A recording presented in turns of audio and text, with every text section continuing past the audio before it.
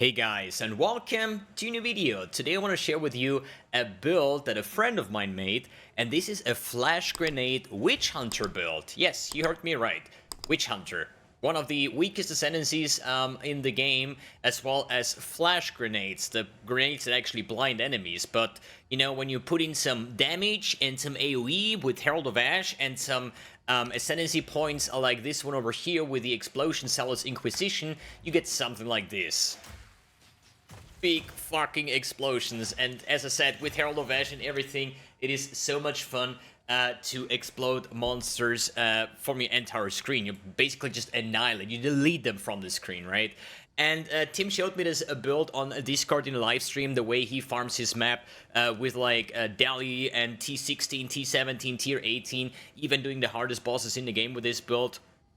And I was like, bro, this looks freaking amazing. Do you mind if I share this build to the world so we have some more off-meta builds going on? Because at the moment, there is almost everybody's playing Spark or Tri-Attribute Stacker or Poisonous Concoction or anything that is not supposed to work and probably gonna get or at least shut down from the orbit with the upcoming patch notes. So this is an ethical, tanky, big AoE build that is actually a life build. No Mind Over Matter, no energy shield, no nothing. Just an ethical evasion stacking build using a blind and acrobatics to almost never get hit. And if you get hit, we still have like maximum resistance, we have armor, and a decent life pool. And in PoE 2 terms, 2.5k life is kind of like a decent life pool if you're not a strength stacker.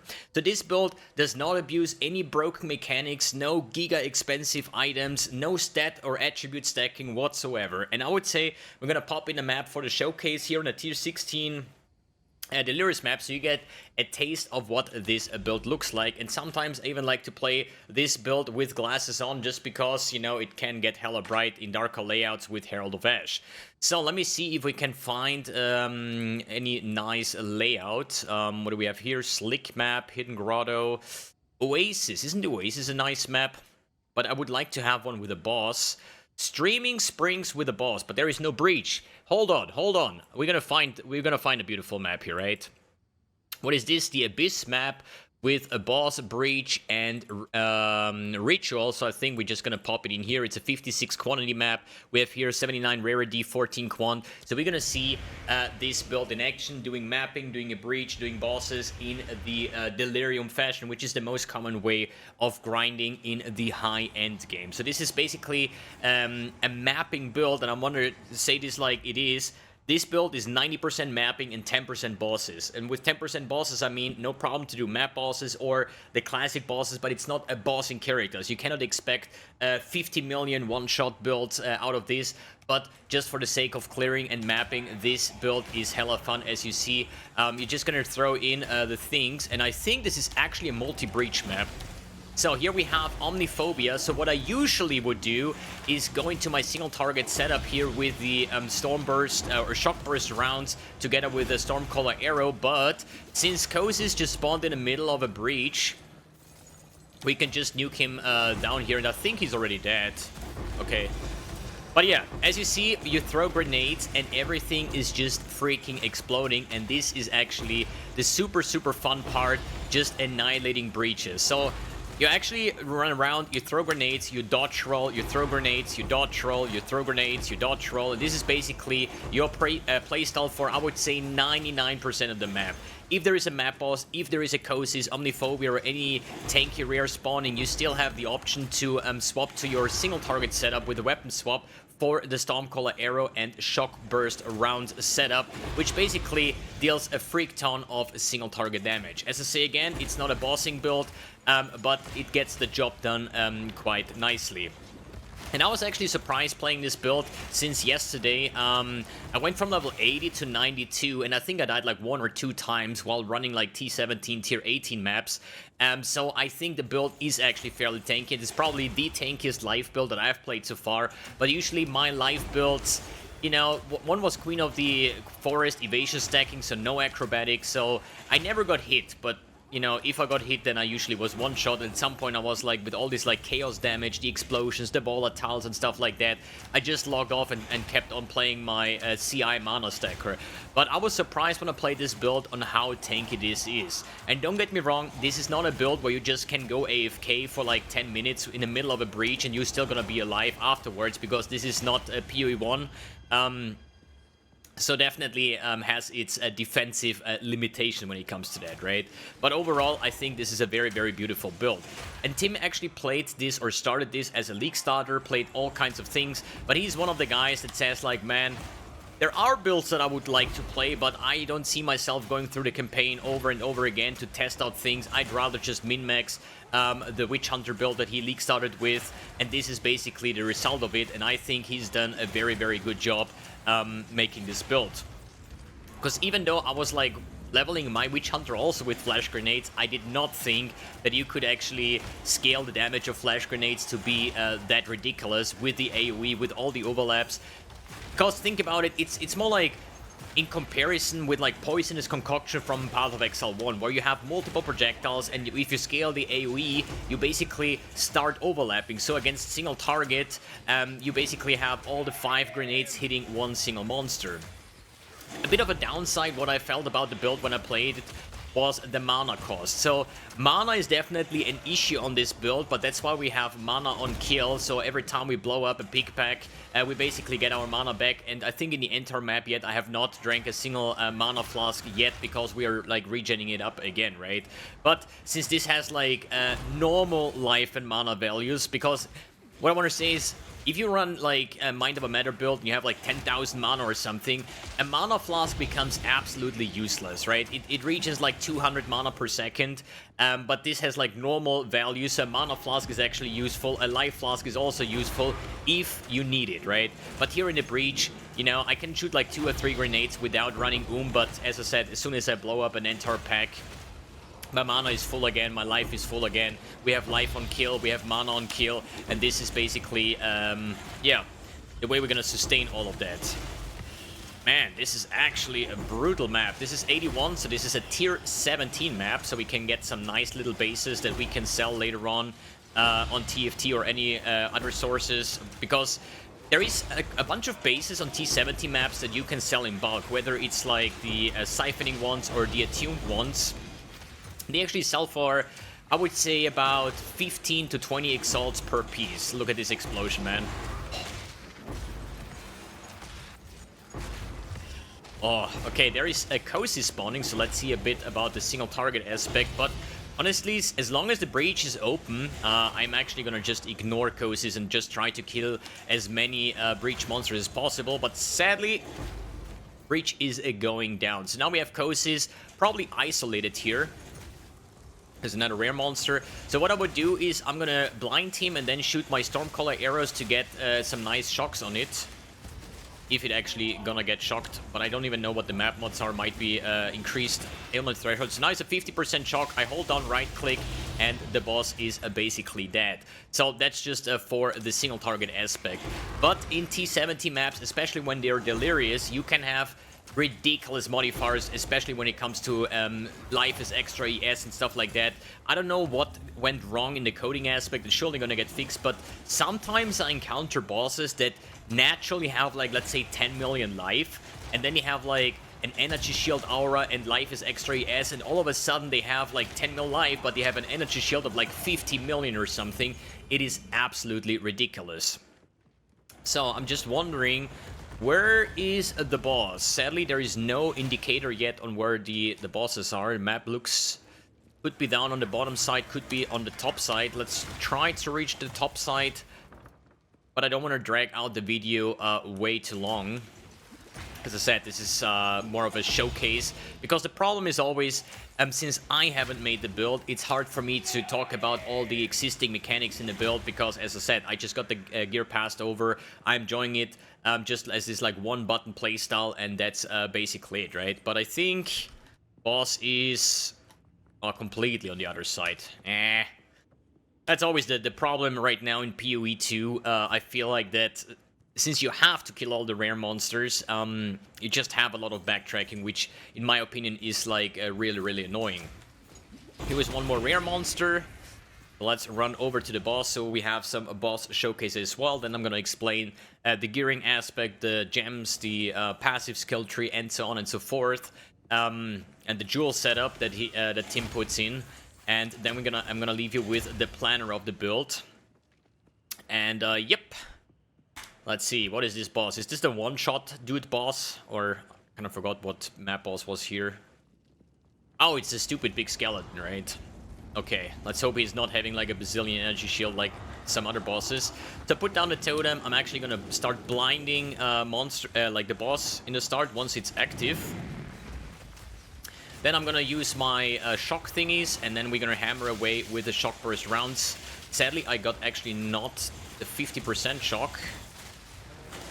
So now it's the 50% shock. So I'm using the emergency reload and just hammer away. Getting another shock on, some lightning exposure. Dodge that shit and just hammer away. Holy shit, this is a tanky boy.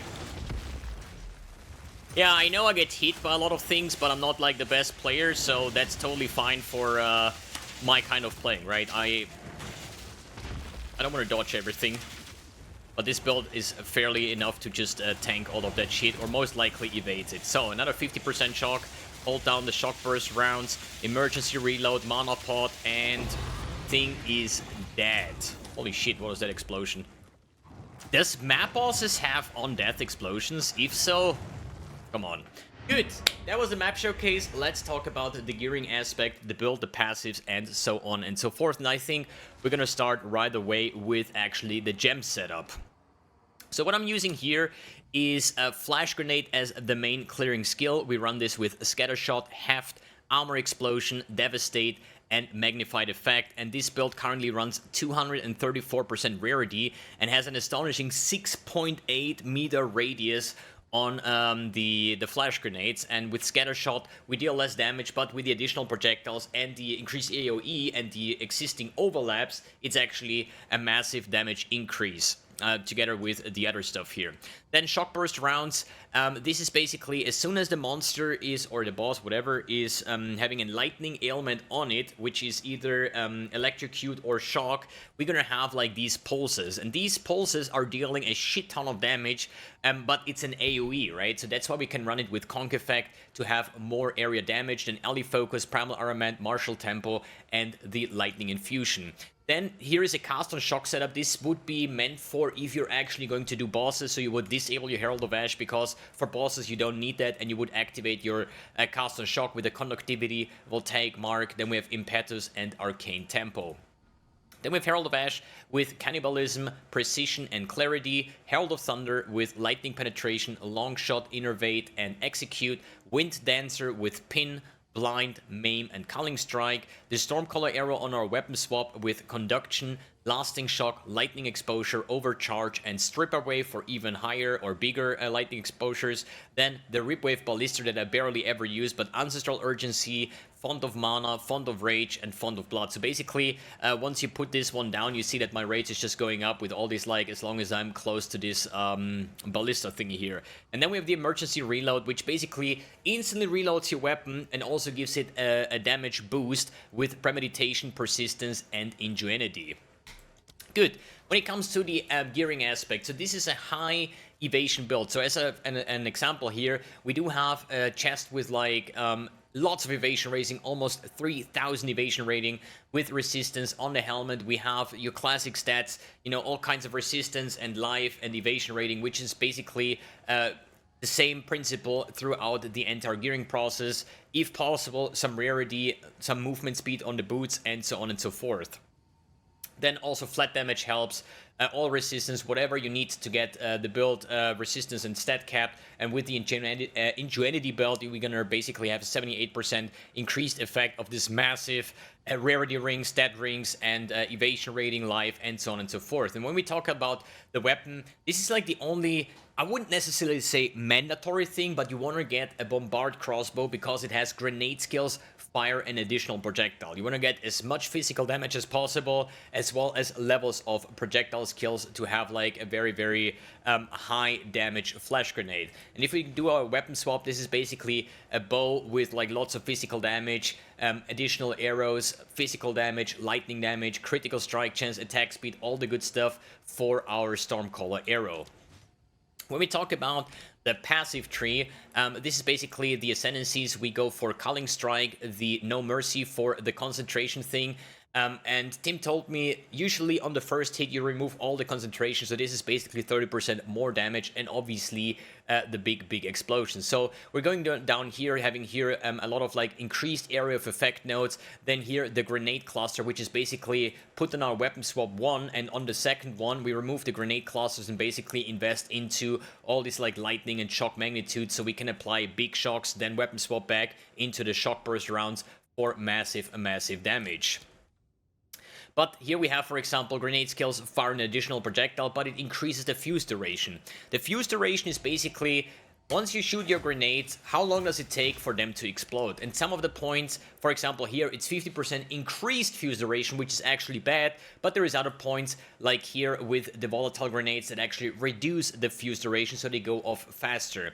Another big thing that we want to have is, for example, here the Grenadier, so we can have an additional stack of our grenades, as well as cooldown recovery rate for our grenade skills. To make this build feel good, you want to try to get like 2 seconds cooldown on your grenades, so it's really like this kind of like throw grenades, dash, throw grenades, dash, throw grenades, dash kind of thingy, because we have here one note that says increased evasion rating if you dodge rolled recently, and that means increased evasion rating means increased evade chance for acrobatics, makes you tankier and you're moving around faster this way.